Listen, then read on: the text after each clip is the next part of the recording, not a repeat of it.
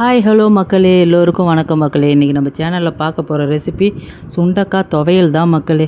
அதுக்கு தேவையான பொருட்கள் 2 கைப்பிடி சுண்டக்காய், ஒரு சின்ன துண்டு இஞ்சி, 10 பல்லு பூண்டு, 4 வரமிளகா, ஒரு சின்ன துண்டு புளி, 2 பத்தை தேங்காய் பத்தை மக்களே, 1 ஸ்பூன் கடலைப்பருப்பு, 1 ஸ்பூன் உளுத்தம்பருப்பு மக்களே.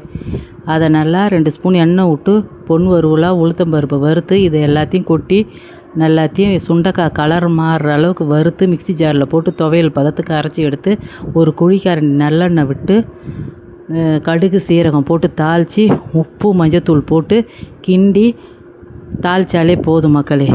சூப்பராக இருக்கும் மக்களே. துவையல் சாதத்துக்கு, இட்லிக்கு சூப்பராக இருக்கும் மக்களே. அதை விட கஞ்சிக்கும் நல்லாயிருக்கும் மக்களே. செஞ்சு சாப்பிட்டு பாருங்கள் மக்களே. விதை நீக்காமல் செய்யுங்க மக்களே. சுண்டைக்காய் விதையை நீக்கக்கூடாது, அதில் இருக்கிற சத்தெல்லாம் போயிடும். அதனால் விதையை நீக்காமல் செஞ்சு சாப்பிடுங்க மக்களே. நன்றி.